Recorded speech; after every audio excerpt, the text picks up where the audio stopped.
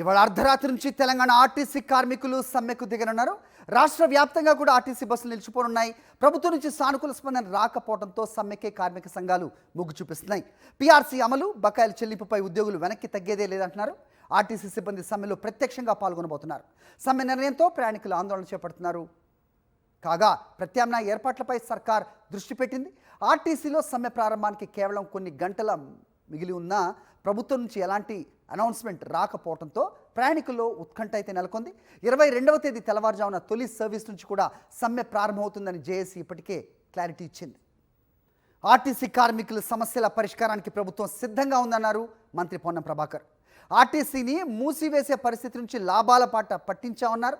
కార్మికులు నిరసన తెలపడానికి చాలా మార్గాలు ఉన్నాయన్నారు మంత్రి పొన్నం. మళ్ళీ అధికారంలోకి వచ్చేది తామే అంటున్నారు మాజీ సీఎం కేసీఆర్. ఈ అంశంపైన మనతో మాట్లాడడానికి మంత్రి పొన్నం ప్రభాకర్ ఉన్నారు. సార్, జగిత్యాల సభలో వచ్చేది తామే అంటూ కూడా చాలా గట్టిగా చెప్పారు. ఏం చెప్తారు? 2004 నుంచి 2014 దాకా, అంతకుముందు 10 సంవత్సరాలు ఇట్లా ప్రజలు, తెలంగాణ ప్రజలు ఏ ప్రభుత్వానికైనా 10 సంవత్సరాల అవకాశం ఇచ్చినారు. మేము కూడా ఎక్కడా పొరపాటు చేయకుండా ప్రజలకు ఇచ్చినటువంటి అన్ని అంశాలను నెరవేరుస్తూ ముందుకు పోతా ఉన్నాం. సరే, అధికారం ముచ్చట ప్రజలు కాంగ్రెస్ పార్టీకి తప్పకుండా, ఎందుకంటే 2023లో శాసనసభ ఎన్నికలు గెలిచిన తర్వాత 24 జరిగిన లోక్సభ ఎన్నికలు కావచ్చు, తర్వాత జరిగిన ఉప ఎన్నికలు కావచ్చు, సర్పంచ్ ఎన్నికలు కావచ్చు, మున్సిపాలిటీ ఎన్నికల్లో కూడా కాంగ్రెస్ పార్టీ విజయకేతనం ఎగరేసింది చూస్తూ ఉన్నారు.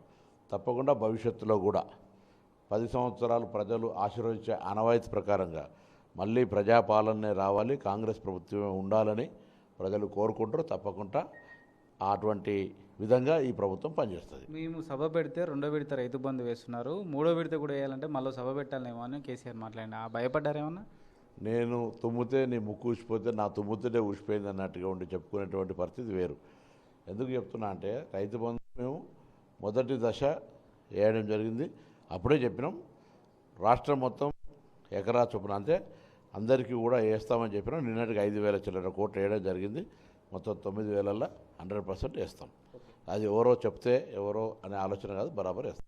ఫైనల్లీ ఆర్టీసీ కార్మికులకి ఈరోజు అర్ధరాత్రి నుంచి సమ్మెకు సిద్ధమవుతున్న నేపథ్యంలో ఇప్పటికీ మీ యజమాని చర్చలు జరుపుతుంది. మీరు ఏమైనా ఈరోజు చర్చ జరపబోతున్నారా? ఇలాంటి క్యాబినెట్ కూడా ఉండబోతా ఉంది.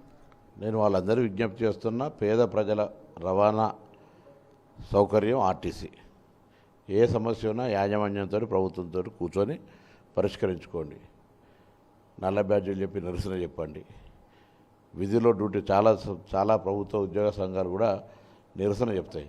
నిరసనకు బస్సులు బంద్ చేసి పేదలు, రోజు 65 లక్షల మంది ప్రజలు, గ్రామీణ ప్రాంత ప్రజలు రోజు ఉద్యోగము, ఉపాధి, చదువుకునే అన్ని కేటగిరీల వాళ్ళు ఉంటారు. వాళ్ళని ఇబ్బంది కలగజేయడం అనేటువంటిది మంచిది కాదు. సమస్యలు ఉండొచ్చు, నేను కాదంటంలే.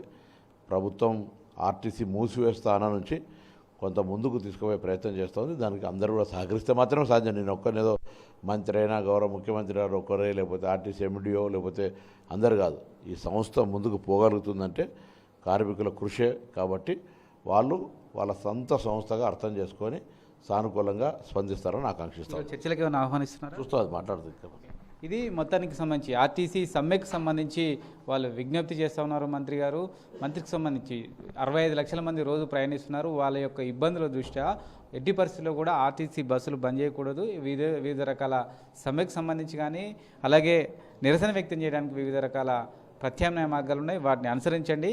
ప్రభుత్వం కూడా ఆర్టీసీ కార్మికుల సమస్యలు పరిష్కరించేందుకు ప్రయత్నిస్తుందంటూ కూడా మంత్రి పొన్నం చెప్తున్నారు. కెమెరా పర్సన్ మహేష్తో రాక్షరెడ్డి, సాక్షి న్యూస్, హైదరాబాద్.